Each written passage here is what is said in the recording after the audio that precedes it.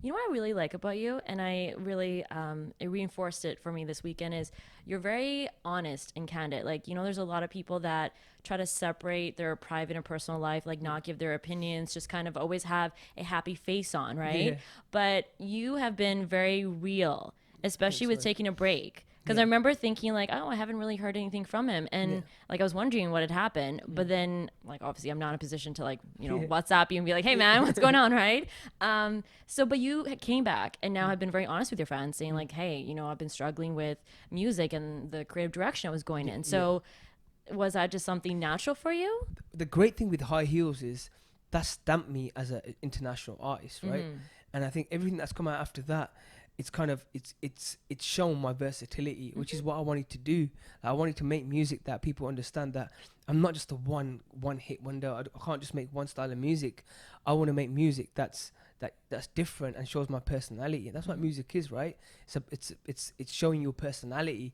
And going back to what you're saying about keeping it real, like I think we have to keep it real, man. Like if you're in an industry where there's inspiring people that want to inspire to be like you or be an artist, like they have to understand the logistics, they have to understand the business, they have to understand what goes on in the scene, because if they don't, they're gonna struggle like I struggled probably 15 years ago. Like obviously it's a lot different now because we've got platforms like YouTube Mm-hmm.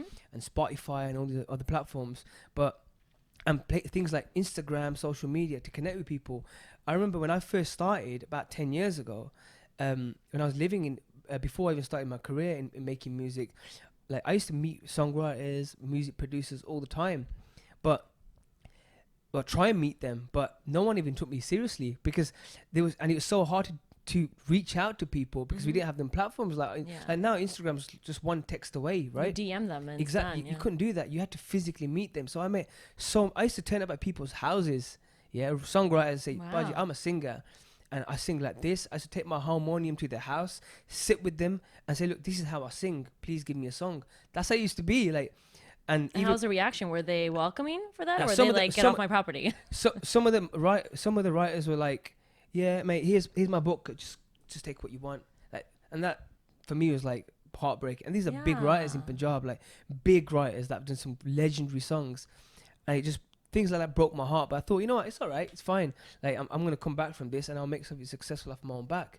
But a lot of the music producers and singers, music producers and writers, they respected that hustle that I was physically carrying a harmonium at every single place I went to. So I think the hustle's really important, man.